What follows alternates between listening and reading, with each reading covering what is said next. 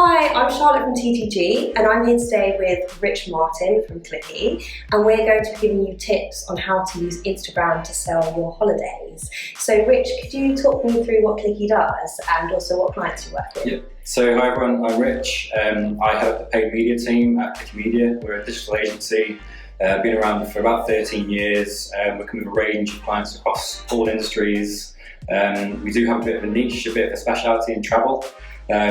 Where we do marketing, sort of paid and organic, and a lot of web work for clients like Sykes Cottages, Toad Hall Cottages, Elegant Resorts, Global Travel Group. So we've got quite a good pedigree in travel. Brilliant, so loads of experience then. So let's get on to those tips then, Rich. Okay. First thing is to make sure you switch to a business profile. So having a business profile gives you access to a few more features and a bit of extra functionality around sort of messaging and contact options. The second thing is to make sure your account is a clear reflection of who you are as a business. So the tone of voice you use, both in terms of the images and the videos you post and the content and the ways you speak to your followers. So thirdly, to ensure you're actively engaging with people that do follow you, other businesses. It's a great trust signal and a great platform to communicate with your customers and prospective customers alike. So the first post type is a standard post.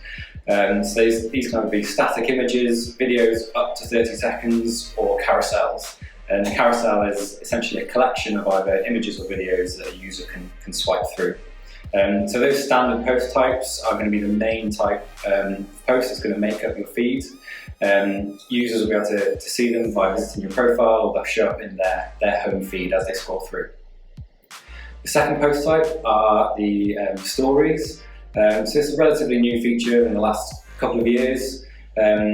Stories are often referred to as ephemeral content. They last for 24 hours and then disappear. So they can be good for sort of short-term offers or some things that might not quite fit in with the usual content that you post on your page. So some of the types of content we'd recommend considering are things like behind-the-scenes content. So this can be good to connect in a bit more of a personal way with your followers and show a bit of personality behind your business. So you might do things like in-store giveaways, meet the team features, and naturally these would be a bit more weighted to sort of story types rather than the standard posts on your page. The next other things to consider is user-generated content. So this is where you essentially repost or reshare stories from your customers and people that have obviously gone on holiday, taken great images, and it's a great way to essentially develop really quite a diverse portfolio of content with very little input needed from your side. The next side of things to look at is inspirational content. So this will probably be the core of what you're doing, make up the main amount of posts on your page. So really this is where you want to showcase what you offer. So you want to show sort of images of destinations, activities, just anything that sort of visually represents sort of what you do and what your customers can expect. And then the last type to look at would be sort of more action-based posts. So this is where you might post sort of timely offers or promotions. So really anything where you want to get a bit more of intent out of your customer, want to take a bit more action. What we would say is try to use them a bit more sparingly. Instagram itself and as a platform is a bit more natural, it's a bit more social, and it's a bit less direct salesy. So be careful not to use too many sort of action-based salesy posts. So some of the top things to consider when you're using your hashtags. So make sure your account isn't private. If it is, that you won't show up in the search results no matter how many hashtags or location tags that you use. The next thing is not go overboard with using hashtags. Most of the bigger businesses tend to use fewer hashtags. We would normally recommend about 3 to 10, and always make sure they're highly relevant and carefully chosen. You can also tag other people or accounts. in your posts using the at symbol and their names. It's great to pull in sort of tour ops or hotels that you feature in your posts.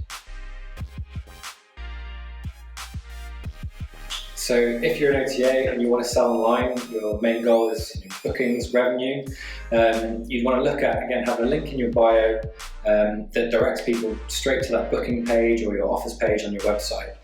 You can then use your Instagram posts to showcase your holidays, special offers, and really encourage those people to come to your site to place a booking or inquiry.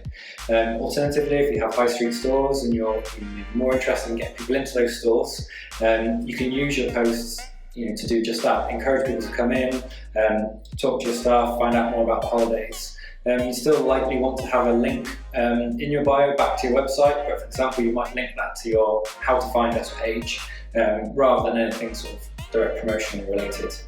Alternatively, if you're just starting out on Instagram and what you want to do is try and grow your followers, you want to make sure you're posting lots of visually rich content, using hashtags, using geotags, essentially just trying to reach a wide audience. I'd then recommend constantly going back and evaluating your posts, seeing what's worked best for you, seeing what's had the most engagement, so whether that be post views or activity about people talking in your posts, and really do more of what works for you.